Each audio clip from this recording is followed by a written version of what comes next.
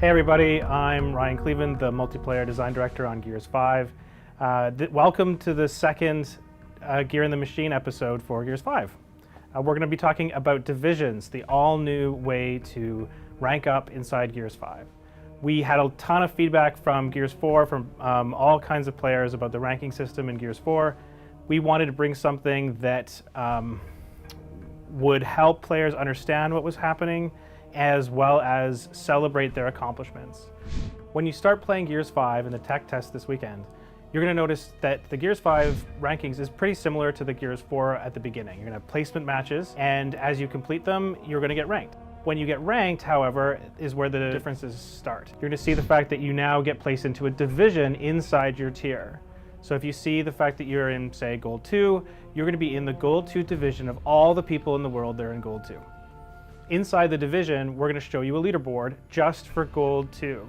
We're going to show you basically a person for every one of the percents all the way through from 0 to 100, right? So if you're in the top 1% of Gold 2, we're going to show that to you. We're going to say, okay, here's your gamer tag, top 1%, your name, and then all the people that are above and below you, represented by one of them in each one of the percents. So every leaderboard has, you'll see about 100 people that are in the list. However, all the people in Gold 2 are in that leaderboard.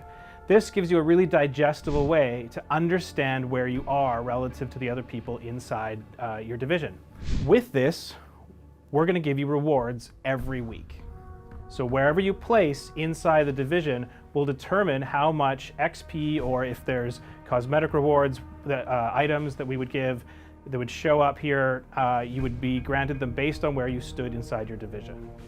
When you play, you're going to be able to go up and down in this division, and as soon as you finish a match, we're going to tell you where you landed.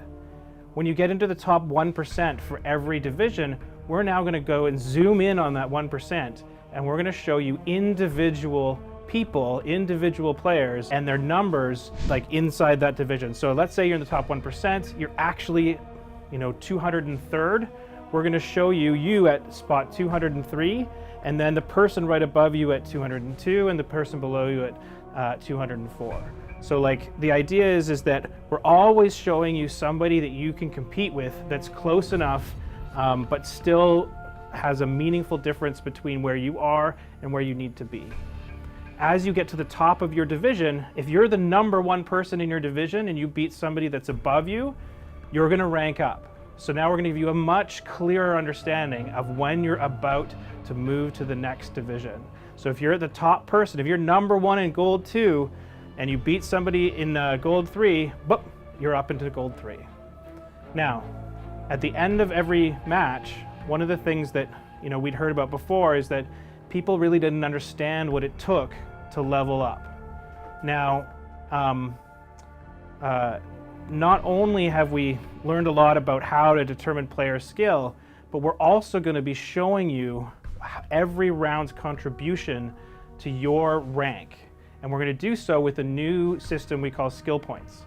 And these points are a much more detailed representation of what your skill is, as opposed to just a single two-digit percentage. Every person's skill ranges between 0 and 20,000 points. So if you're the best person in the world, you have 20,000, and the very bottom end, you'll have 0.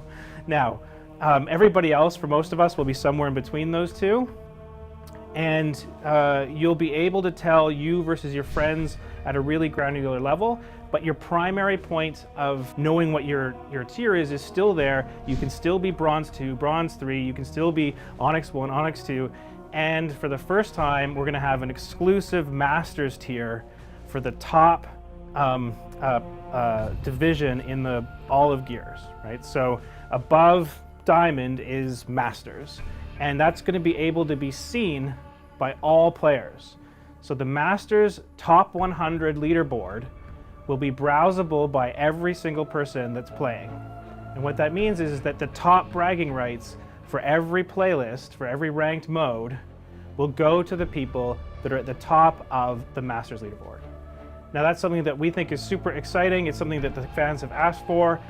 It's something that we have really tried. We worked all the way through this game to bring a ranking system that was understandable it was inspiring for players to keep pushing themselves, and it was celebrating the achievements and accomplishments of everyone in the community.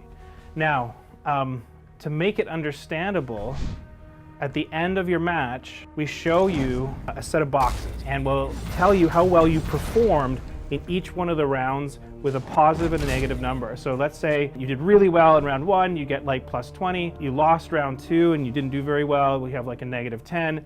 And we kind of show you through all these boxes how well you performed with a total number at the end. And that total number is what's going to be added or subtracted from your skill points to move your rank. Now, at the beginning of every season, similar to Gears 4, we're going to start, we're going to clear all the ranks. We're going to start from scratch, and we're going to get everybody to earn their ranks again. And you'll be still climbing the ladders, but as you do that, you're going to know what it takes to move up, and you're going to know what it takes to perform well. Now, we're also going to show the matchup of skill points between both teams. And this means that you're going to know the relative strengths of each of the two teams. So you're going to know if your team was the underdog or your team was on top. The higher the difference in the points between the two different teams, the more the team that has the higher number of points is expected to win. So if you're the underdog and you win, you're going to go up more than if you were on top and you won. And this is all going to be broken down in the points so that you can see as you play versus however when you're a really significant underdog, you're going to see those skill points jump up. And if you lose to a team that is worse than you, well, you'll see them fall down. Now, there's still bugs in the system. There's still things that we're working out. It's something that we're really proud to bring. It's something that we hope everybody really enjoys. But through this tech test, we're proving this out, and we would really love to hear from you. Now, it's not all finished. There's still room for improvement, and it's going to evolve over the course of Gears 5. However, we think that it's in a great place, and we can't wait for you to try it. We'll see you online this weekend.